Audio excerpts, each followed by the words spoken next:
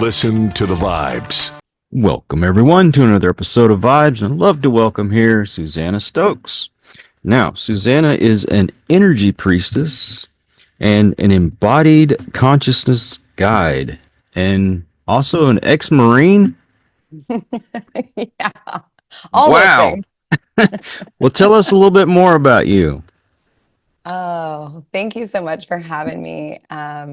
It is a delight to be here. And yeah, I started my professional career off in the military, really seeking the training I needed because I knew I was going to be some kind of leader, some kind of thought leader, or just creating some kind of change in this world. And where it ultimately led me was on, like most of us, the journey of life took me back toward my essence, which is really to be a priestess of energetic work and plant medicine and facilitation. And I've now co-founded an organization called Metamorphosis with two of my amazing sisters, and we do healing work to help people remember who they are, basically based on a lot of our own experiences. Well, and by the way, before we go any further, thank you for your service. It was my honor, and I would like to say something I kind of had to do in this lifetime to remember why I don't need to go back. Well, we Yeah. talked a little bit before we started the show, and I've said I've had other people come on, and we've talked about psilocybins and things like that, and Mhm. helping with healing mental health and other things. Mhm. And I've never asked this question, but how exactly does this help? Yeah. Well, so many of us, especially those that go into the military, but as we talked about before, post-trauma is common and I would say even like rampant in our society. It's everywhere.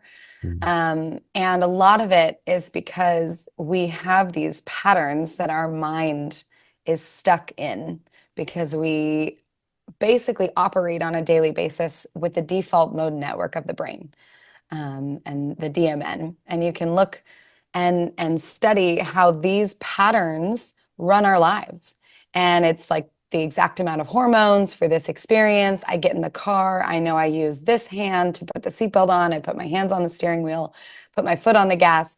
My body knows how to do it. And so I don't even have to think about it. I don't get out of my ordinary state of consciousness. And then when you encounter something like psilocybin or other plant medicines, what they do is they expand and get you out of the default mode network of the brain, which then gives you this ability to connect parts of the brain. And basically, it takes over the serotonin system. And serotonin are these, I like to think of them like little boxcars, little Jetsons, like flying vehicles that take information from one part of the brain to the other. And they usually use these highways that we are often using, our neural pathways that are very grooved in there, right? So it's like if you're in Los Angeles, it's the 405, and you're taking that same route to work every single day. Well, then, something happens and the 405 is shut down. What do? You got to take another route. And maybe on that other route, you see something that is new and unique, right? You see something that is creative and you go, oh my gosh, I had no idea that this road led to here or led to this other place.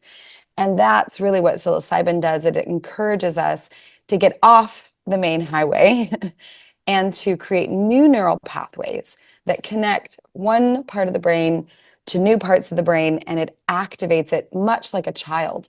So that's why you often see or hear someone say, oh, it was like I got back to being this curious child and everything was new. I could just look at something that I saw every single day and be in awe of it because there is this childlike curiosity that allows you to get outside of your ordinary state of consciousness and into what we might call an altered state of consciousness or a non-ordinary state of consciousness. And this allows us to see our problems and our day-to-day existence from a completely new vantage point. Now, what about those that see this as an excuse to get high or to have trip?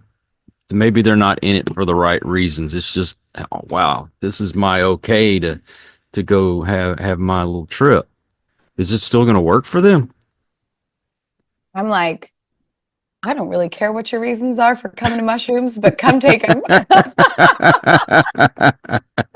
I'm like, if you want to have fun and be playful, do that. But it is true that there is a deeper felt experience of emotional healing when you come with reverence to it as a medicine.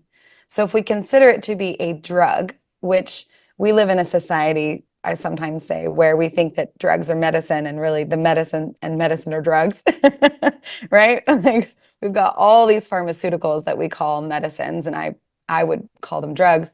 But then the plant medicines that are the ones that are really going in and they're rewiring your whole system so that there's root cause healing. Those are the actual medicines out there. And if you come to psilocybin, even for play, because play is medicine, so many of us don't know how to really play. I'm a card carrying holder of the overworking adult child community, right? Like I did not know how to play until plant medicine helped open my mind and reconnect me with that childlike energy. So I do believe in them as medicines for recreation as well. And no matter what you are doing, whether you are in a ceremony with a facilitator or you are, out in the woods and you're frolicking with your friends and looking at the other little mushrooms on the forest floor, allow yourself to have a reverence for the medicine because at some point that medicine is probably going to bring you to a place in your body or your mind where there's a block. And if you don't have reverence for it, you can kind of skirt around it and be like, nope, I'm not going to go there. That doesn't feel good. And that's where you get a lot of people who say, oh, mushrooms make my stomach hurt, or I have indigestion. And so I don't like it. And I'm like, that's exactly the place where it's trying to heal you. You went in to an experience with a medicine like surgeon, and when the surgeon got to the place where the tumor is, you said, no, thank you. I'm good. So have reverence for the power of this medicine to actually heal you. And even if you are in a recreational experience with it, if you start to feel uncomfortable or you start to feel a big feeling, a big sensation coming up, sit down and stay with it and then let it flow completely through and you will experience healing. And then you can also continue your playing perhaps in even a different and more expansive way. I have another what if for you. Tell me. All right.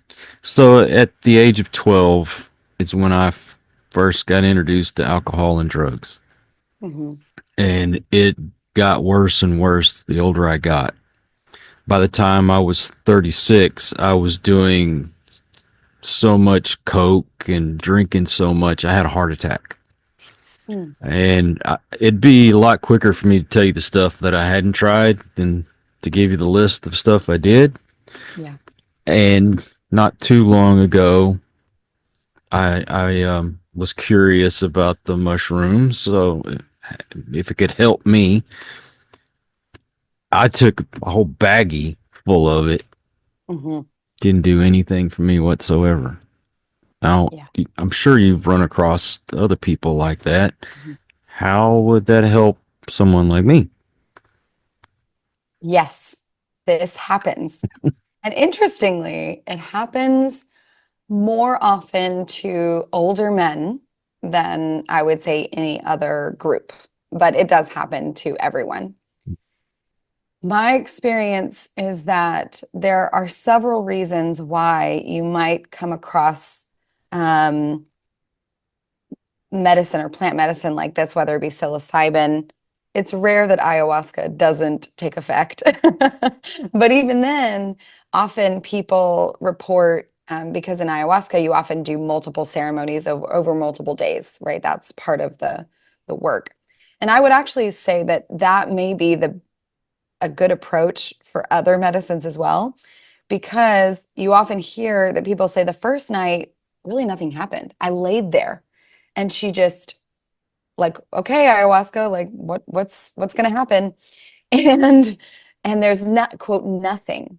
But what I like to say is you, especially for those who have experienced addictive tendencies in the past that overused medication or medicine or drugs, the body system sets up these barriers that say, we're not going back there. We're not doing it. We are in a healing era. We're not going back there. And so it will sort of create a wall against having a cognitive experience, like a known experience or a conscious experience of the medicine. But that doesn't mean the medicine is not working in your system. So what I would offer is it's often working behind the scenes. It's starting to recreate a trust in your body for these things.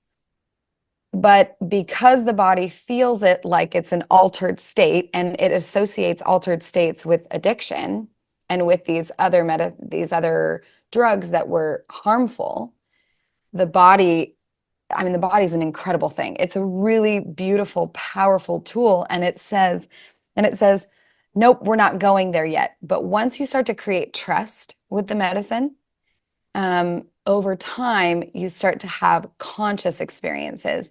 But I would say that the subconscious is being impacted in a huge way. And this is one reason why at Metamorphosis, we often encourage people to work in microdosing, especially people who have tended to have longer lives and they are in a stage where they've engaged with medicine and maybe they've had a lot of bad experiences. We've had a lot of people who come to us and say, well, I had, all these experiences with mushrooms in college and most of them were terrible. What I'll encourage is microdosing first, because what that does is it creates a trust between the body and the medicine. It's a foreign agent that's coming into your body, right? Your body's going to set up its defenses. And if you're in a highly defensive state against external substances, then you want to slowly but surely just rest the body system and say, it's okay, body. Like this one's healthy. This one is not going to create addictive tendencies. This one is going to help us. But it takes a while, just like a scared animal, right? That's been harmed over time. It takes time to kind of coax it back into having a conscious experience. My problem at this point, I didn't give you another part of my Another medical layer. history. A few years ago, I developed a disease in my spine where my bones are literally deteriorating, Hmm. and it was constant pain. Uh, Mind you, it was causing nerve damage and a lot of other things, and I've had several surgeries. In the beginning, they were giving me opioids, Mhm. which I know me. I'm an addict, so I got a really good pain care physician, and I told him straight up, look, don't give me these opioids.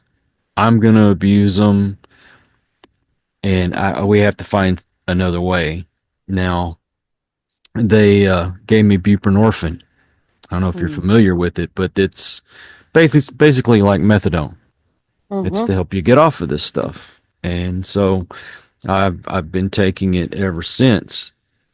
It's been the best thing that's ever happened to me. I don't feel high, but the pain it's almost like it's squeezed off. It's remarkable. Yeah. Someone gave me a gummy that had THC in it. Well, I didn't realize this. Mm. And when I took it, it caused me to have seizures. So I'm worried. If Mhm. I decided to do this, I'm probably going to have to wean myself off the buprenorphine. Otherwise, I may end up having another one of these episodes where I get severely sick. Have you run across anybody that's been on methadone that wants to do this? This is an excellent question, and I'm so glad you asked it. And also, my heart is with you in this journey of healing your spine. Um, the spine is such a powerful center in our body. It is the central nervous system, right? And so when there's pain in the spine, it radiates everywhere. And it's also the central place that as an energy worker, I know how important the spine is as basically an antenna for for other beings, for all of that oneness around us. And it's what connects us there. And so when there are blocks in the spine, it's severely painful. I've been surrounded by spinal injuries in my family system and people that I love. And so yeah, so I know the pain of that. Um, and have experienced my own as a former gymnast and former Marine, So the um, answer to your question is I have not worked with someone who is actively on methadone, but what I can tell you is that A, I have yet to find anything with that is contraindicative with psilocybin. THC, on the other hand, is a whole nother beast. Yeah. And it is not my medicine for a reason. And especially a lot of the ones that are in like gummies, edibles, things like that, because the concentration of THC in a lot of those things tends to be a lot higher. And also they're growing it in a different way than like your buddy down the street that has a weed plant in his backyard, right? This is his closet, right? It's not grown that way Right. anymore.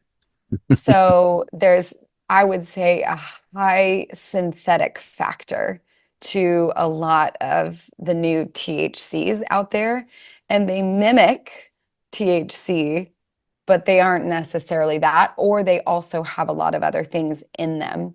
And interestingly, the cannabis industry is kind of birthing a lot of the conferences for the psychedelic industry because they kind of go together, right? Right. And they're all plant medicine.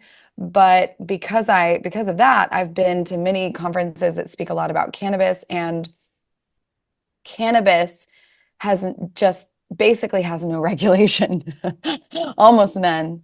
So the first thing I would offer is be really thoughtful and careful when working with THC in general, because what we can get in stores is unless your friend is making it cradle to grave, is growing it and then extracting it and then putting it in an edible in their own kitchen, I would say maybe step away from that. But then psilocybin, one of the cool things is we do have, for Metamorphosis, we have a partner that is called the Spirit Pharmacist, and he can speak to you about exactly the chemical connections or reactions between medications and things like this. So he could actually speak to the scientific background of it. I don't have all of the wisdom in that because we have other experts that do it, but my experience as a facilitator of many hundreds of experiences is that psilocybin, because it is this regenerative, um, life-giving, expansive medicine, there is no found contraindication, and it will help you feel more, but it will not cause you any pain that is not necessary. Cool. That's what I would say for that. So it's not going to cause you it's not going to degenerate you. And my personal experience with psilocybin is that it will activate and open and unlock places in the spine, which help you to then feel your body and also reconnect with what I would call divine or source. Well, if someone out there has more questions, how do they get a hold of you? Yes. So we are on our website. You can connect with us, and that's metamorphosis.ventures. If you don't know how to spell metamorphosis, Google it, it'll tell you.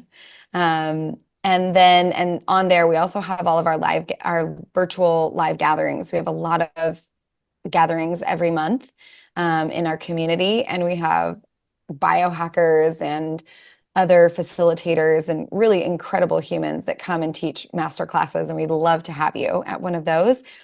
And then you can also find us on Instagram at Embodied Metamorphosis, or me at Susannah Roses. And I imagine these will be in the show notes. But we would just love to welcome you if someone is interested in exploring plant medicine, especially for chronic pain or some sort of health challenge or even mental and emotional challenge. To me, our healing, what we always say at Metamorphosis, is your healing is my healing is our healing. Because the more that I heal and you heal, our entire community, our families heal. And that is deeply important to us. Well, as you said, I will put those in the description to make it easier for folks to find you. Susannah, thank you so much. You answered some questions that have been on my mind for a while. I'm so glad that we can bring you a little closer to this. And, the last thing I'll say, especially about spinal injuries, because I bet there's a lot of people out there who have those. To me, the spine is that connection to divine source, and it is the antenna, which means that anything that is there is the portal and the key to your awakening, to your next evolution. So go straight there and focus on it and really give it the love and care it deserves, because it is exactly where the next layer of your life is going to be. Well, again, thank you so much. And I also want to thank all you folks out there. If you are new to the channel, I hope you'll come back. Please hit that subscribe button for my regulars. You guys are awesome because you make it possible for me to do this. Until the next one, everyone, please take care. Be kind to one another. God bless and peace. We hope you enjoyed this episode of Listen to the Vibes. You can catch us on Buzzsprout or wherever you listen to your favourite podcasts. And on YouTube. Follow us on Facebook at The Vibes Broadcast Network